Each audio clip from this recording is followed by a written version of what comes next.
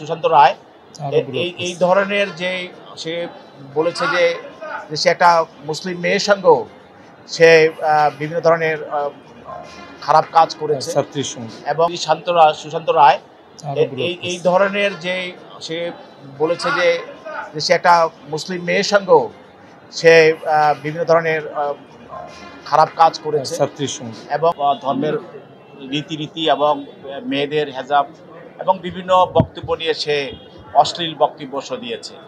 এতে করে বুয়েটের ছাত্রছাত্রীরা আপনারা জানেন তারা এরা প্রতিবাদ করেছে।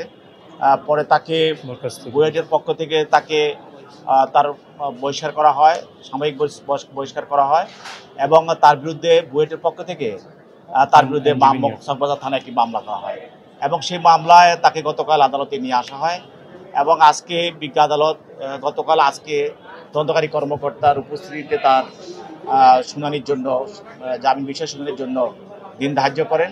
তো আজকে তদন্তকারী কর্মকর্তা আরেকটি ধারা সংযোজন করেন, সেটা হলো ধর্মীয় অনুভূতিতে যে আঘাত করেছে সেটা তদন্তকারী কর্মকর্তা তদন্ত করে সেই ধারাটি আজকে দরখাস্তের মাধ্যমে বিজ্ঞ আদালতে প্রার্থনা করেন সংযোজন করার জন্য।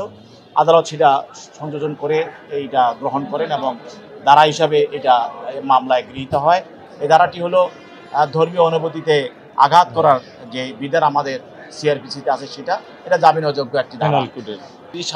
সুশান্ত রায় এই ধরনের যে সে বলেছে যে সে একটা মুসলিম মেয়ের সঙ্গেও সে বিভিন্ন ধরনের খারাপ কাজ করেছে এবং তার ছাত্রী বলে সে দাবি করেছে। এই ধরনের বক্তব্য রেখে দেশে শান্তি শৃঙ্খলা এবং দেশকে একটি অশান্ত করার একটি প্রক্রিয়া চালানো হচ্ছে।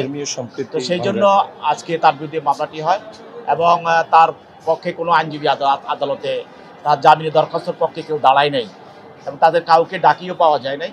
সেই জন্য বিজ্ঞ আদালত জামিনের দরখাস্তটি নামঞ্জুর করেন এবং তাকে জেল হাজতে প্রেরণ করেন।